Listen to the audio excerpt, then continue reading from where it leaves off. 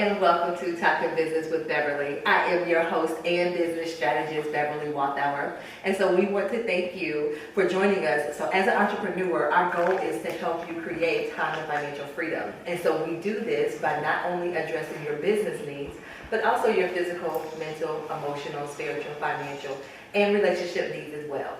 And now join me in welcoming Dr. Iris Perkins to the show. Hello, Dr. Iris, how are you? I am well. How are you today? I am awesome. And so I have brought Dr. Iris here to speak with us about forgiveness. And so that is huge, just as a human period, but even in the entrepreneurial space, just ensuring that we are in this space of forgiveness, because there's so much that we block when we are not operating out of that space of forgiveness. Absolutely. And so, but before we actually dive into the conversation, I love to play this game with my guests where I ask them 3 random questions. So Dr. Iris, are you game to play the game? I'm game. She's like, what we about to do?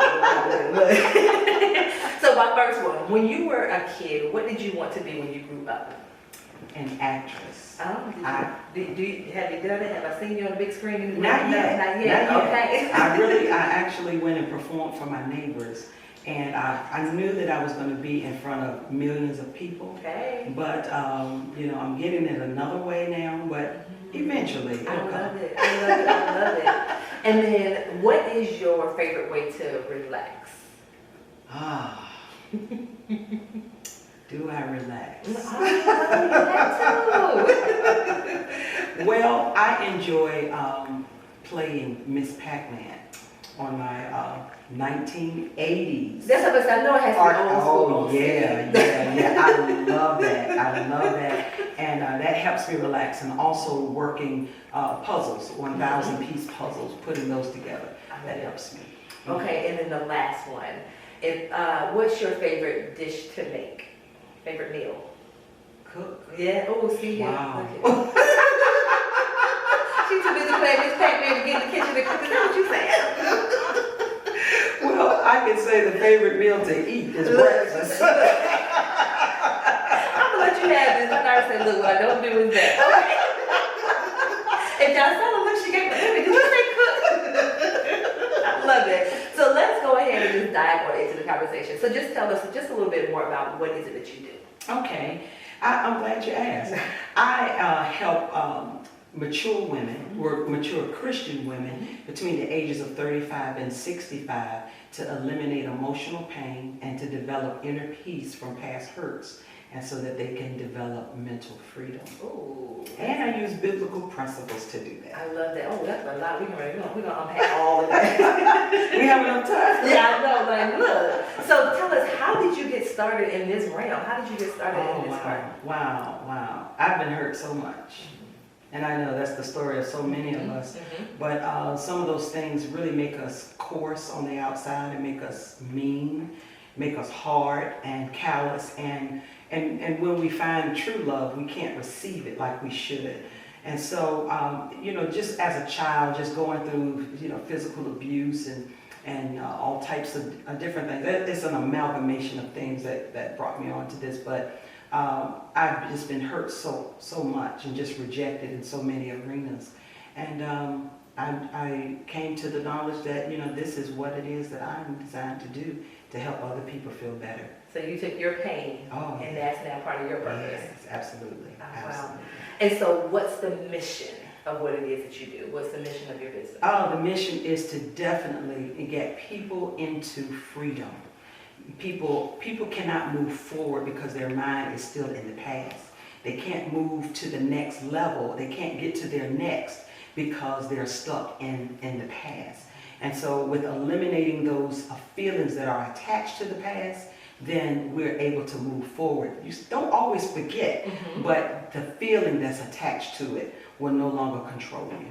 So you just said a keyword, so we don't forget. Right. Okay. And so why is it so hard for people to forgive? Well, because I could say because I know we all have been through it, but we feel like it hurts the other person if I withhold what I have from you or any future contact. If I don't speak to you, I ignore you, act like you don't exist, then I feel like I'm hurting you like you hurt me. And so them wanting to be able to hurt that other person, hurt them back. Mm-hmm. So when they hold on to that unforgiveness, though, how does it actually impact them? Oh, it does not impact the offender at all. And so that person that's harboring that unforgiveness, how does it impact them? It impacts them in some of the worst ways. A lot of times it manifests into illnesses in their body. And they don't know where things are coming from. Usually, because I'm an ordained minister, so I go straight for the soul. And I tell you quick, if you can't find whatever is ailing you on an x-ray, chances are it's a demon. Because they don't show up on x-rays. Look, go take an x-ray, look at it. They're all evil all over the inside. That's right. So you can't measure it, and so those are the things that hide in your soul that cause those wounds that will eventually cause your body to suffer physically or mentally, or even in other arenas that you're looking for while you're having these negative repetitive cycles. And I want to dive a little bit deeper on what that looks like. And so we're going to continue this conversation right after these messages.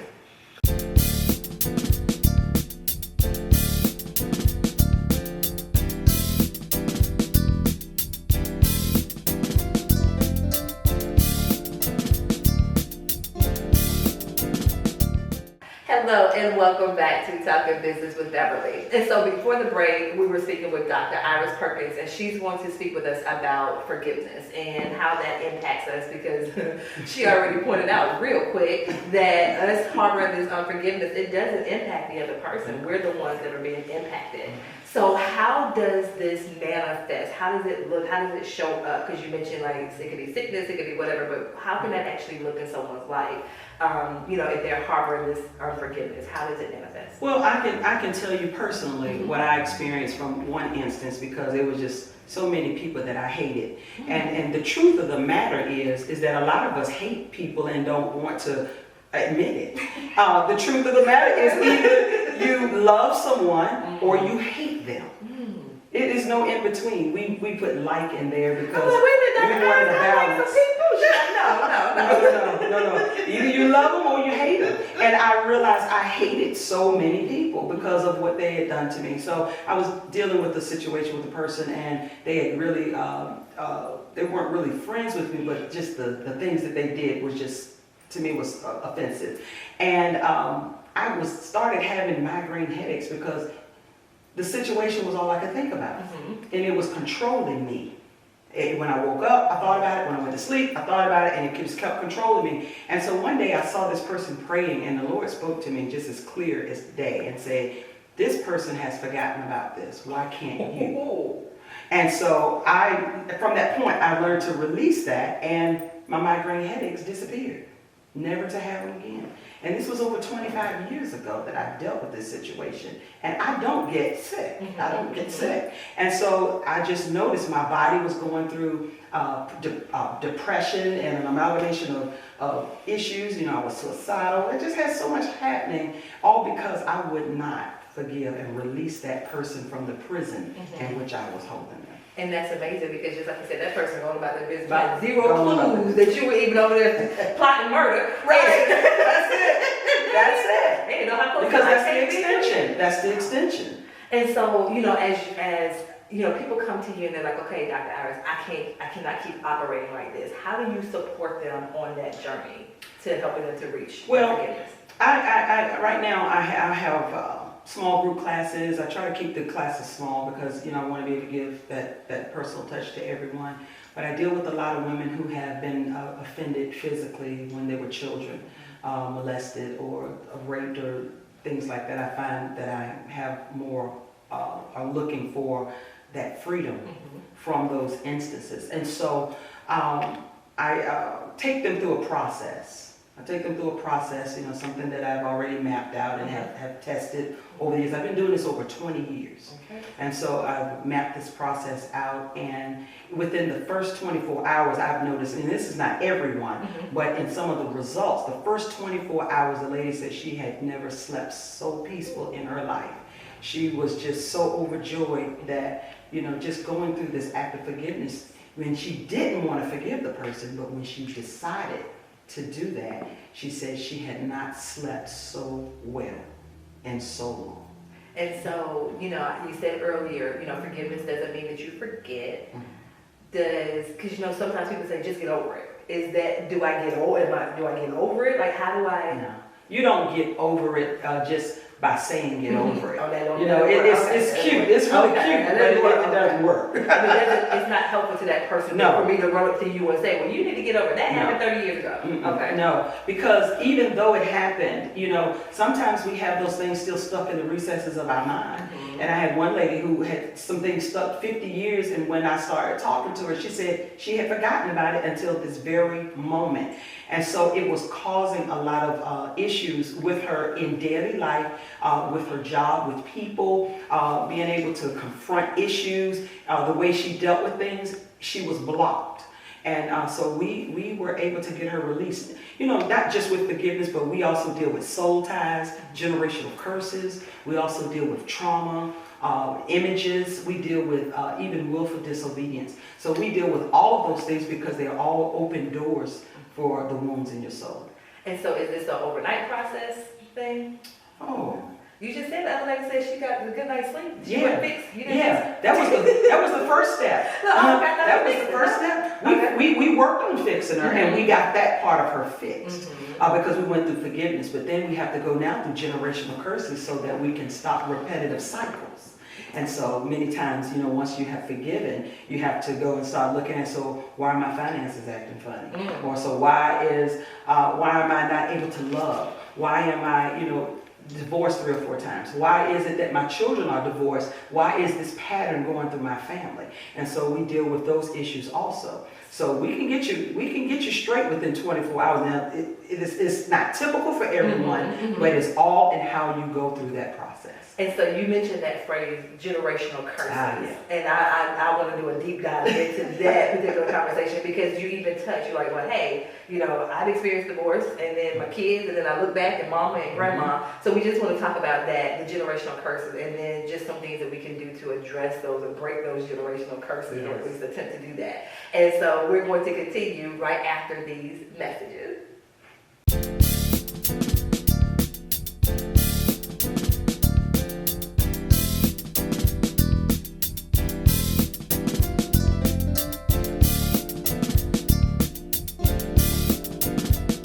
Hello and welcome back to Talking Business with Beverly. And so before the break, Dr. Iris, you mentioned this, and we hear this all the time, generational curses. What exactly is that? Well, generational curses are things that, when you talk in the spiritual sense, is that somewhere down the line between you and Adam, someone opened up a door for specific things to happen. So let's take finances for a topic. So you're wondering why money falls through your hand, when you wonder why you have a hole in your pocket, wonder why when things are right at your fingertips and they just slip through all the time. Someone could have opened up a door some years ago to gambling. They could have opened up the door to stealing from someone or doing something deceitful with money. And one big one is robbing God of his tithe. And either if you are not giving or returning the tithe, you are stealing it.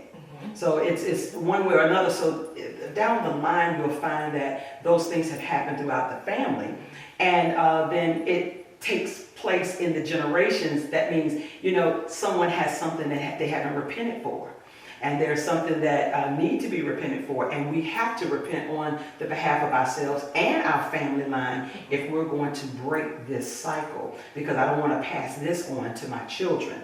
I want them to be able to live a life of wholeness and financial prosperity. And I think that's huge because even when we're talking about forgiveness and then the fact that what I do, it impacts the next generation and then the generation after that. Sometimes we don't all, I just want to get them. We're not realizing how that my attitude, I want to get them. Then, like I said, my kids and all that, and they're dealing with stuff. And like, where is this coming from? And not realizing the responsibility that we have with that. And so, okay, Dr. Iris, I've come to you. Okay, I'm dealing with this issue of unforgiveness. So, you're walking me through this process. getting to pretty much the root cause of what's going on. And then now we're going through and we're breaking these generational curses. Like, what's the next step? Because is it something that's, once I break these generational curses, am I good? Am I perfect? I throw the deuces, I don't have to see you anymore. Like, what's next? What we do is, after we go through the process and get you to the place of wholeness, then we just teach you how to stay that way. And what is wholeness? What does that mean? Wholeness means just complete in every area, not just your body as far as being well, but also that your finances are whole, that your relationships are whole, that you're no longer drawing toxic people into your life, that everything concerns you is prosperous. And many times people look at, when you talk about prosperity, they only think you're talking about money, but prosperity is your entire life, it's your entire being, it's your well-being and being whole. Just like Jesus told the leper in Luke, he says, you are now made whole. When he came back and thanked him, he says, you're whole now. And so we want to be complete. Yes. And so you said a little phrase, Dr. Iris, I'm going to back up a little bit. You said you no longer draw toxic people to you. That was a phrase you used. Yeah. Dr. Iris, you know it's everybody else and it's not me. So what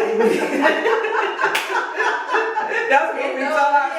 Those people. That's so what we tell are you saying because of the unforgiveness that's like it's attracting other people? Like, elaborate a little bit more. When we're talking about drawing people, is the soul wounds that we have. It draws the people who are sharing in that same vein. And so just say you're talking about you've been rejected or as a young person, and so you go into a relationship automatically feeling that this guy is going to reject you. And so he's coming into the relationship with his own wounds. And so you two make a match, and then it's a mess. Your mess attracting his together. Absolutely. It is a big mess. And so when we're whole, then we're able to see clearer. We'll be able to hear. We'll be able to operate on a level where a man that findeth a wife findeth a good thing. And so he'll be able to find you because you're no longer in the trash dump with those soul wounds. Wow. She said in the dump. Like, look. She said get out the door. So, Dr. Iris, for you, what do you feel like makes you different? Because there are other people that are out there that help people when it comes to forgiveness. What makes you different? Well, as a soul coach, I hear, personal coach and development, I'm a soul coach. And the first thing that makes me different is me. I make this entire process different because I'm a part of the equation as a coach. And in conjunction with that is the experience. No one in the world has experienced what I've experienced on the level that I have experienced it. And so when I can bring into the 20 years of experience as far as my education, then I can bring in the other years of my actual going through the hard pressed times and the hard situations. And as I'm getting ready to preach now, my Red Sea experience. As going through those things, I bring those to the table to let you know you are not alone. I've been through what you've been through, or something very close to it, but I know what will fix your soul. And I think that's key because you made that comment. Sometimes it's like, if you haven't been there or had a similar experience, like you can never understand what it's like to do X. How can you ask me to forgive that person? You don't understand what that person has done. So what do you say to that person that comes to you? Listen, Dr. Iris, you don't understand what they've done to me. What do you say to that person? It doesn't matter what they've done because the forgiveness is really not for them, it's for you. You have to release them and let them go. Otherwise, they're going to be in control of you, holding you in a prison that you don't want to be in, but you are allowing it to happen. We all speak to say we don't want anybody controlling us. But when we refuse to forgive, we allow them to have full control over us. And so, Dr. Iris, how do I know when I have forgiven someone? How do I know when I've forgiven them? Well, I usually say it this way. If you can do something for them that you could not do before, without sounding like you don't want to run them over when you see them on the street, that you would actually pick them up and give them a ride, or that you would feel differently about them, then you know that you have accomplished forgiveness. And see, I wasn't expecting you to go there. I thought you were going to say they could be in the room with me and I'm okay with them being in the room. But you said if I could actually do something, I know I'll let all that go. And that is the end goal. Because those emotions are no longer attached. We remove those negative emotions from the whole scenario. And so then once I have forgiven someone, how does that impact my life and my soul as a soul? Oh, yeah, it's a soul, yeah. Go ahead. I know you're going to bring that on. Yeah, you're going to feel better. You're going to sleep better. You know, things would just start looking, it's just like you open up the blinds in your house and you start seeing sun come through. It's like a whole feeling. And many people ignore this thing because you can't measure it. It's something that you can't measure. You know, they say, what is a soul? I can't even see a soul. You know, but you see the results of your soul in your body. You see the results of your soul and the things that happen around you. Powerful. So once again, so we saw the negative impact where it literally is disease and all that stuff. Absolutely. And on the other side of that is, like you said, the sun is coming out. Absolutely. I love that. And so, Dr. Iris, believe it or not, our time is up. Oh, no. So please share with my viewers, how they can find out more information about you. So your email, your social media, and your website. Okay, great. My email is coursesthattransform@gmail.com. And also, I am running a special on classes right now. And that website is coursesthattransform.online/courses/forgiveness. And that will take you right to our webinar, and you'll be able to see that. You'll be able to make an appointment with me on that page as well. And also, I do have some books that are online, and also you can reach out to me for those. I have 5 books, and can I show them? Is it okay? We have enough time for that? Is it on your website? The books? Miss, get that on your website. Yeah, they're on the Okay, website. then, all right, so you're over there playing. See, she's Okay. trying to make them money. Yeah. All right, Dr. Iris, thank you so much. You know me, I'm all about making that money. Stop playing. Yes. Look, thank you so much for joining us. Yes, thank you so much for having me. It has been a pleasure. You're welcome. And we also want to thank you, the viewers, as well. And remember, as entrepreneurs, you want to ensure that you're addressing your business, physical, mental, emotional, spiritual, and financial needs as well. Until next time, take care.